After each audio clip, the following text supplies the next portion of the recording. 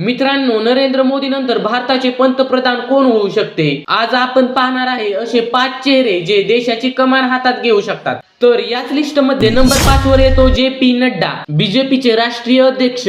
संघटन शैली आणि पक्षातील मजबूत पकड यामुळे हे पंतप्रधान होण्यासाठी चर्चेत राहिले आहेत. तर याच लिस्ट मध्ये नंबर 4 वर येतात नितीन गडकरी, रस्ते व महामार्ग क्षेत्रातील क्रांतीचे शिल्पकार. विकासाभूमिक प्रतिमा आणि सरळ बोलण्याची खासियत यामुळे यांचा सुद्धा विषय पंतप्रधान यादीत चर्चेत आहे. तर याच लिस्ट मध्ये नंबर 3 वर येतात राजनाथ सिंग, माजी संरक्षण मंत्री, माजी गृहमंत्री आणि अनुभव संपन्न नेता. सौम्य स्वभाव आणि सर्वपक्षीय संबंधामुळे मोठा दावा.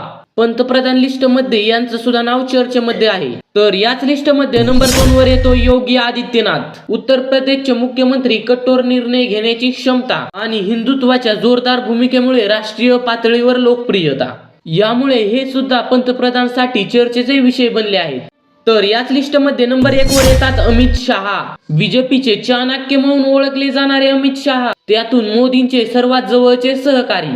यामुळे हे सुद्धा पंतप्रधानच्या लिस्ट मध्ये चर्चेचा विषय बनतात. मंडळी, तुमच्या मते नरेंद्र मोदींच्या नंतर सर्वात योग्य नेता कोण ते खाली कॉमेंट मध्ये नक्की कळवा.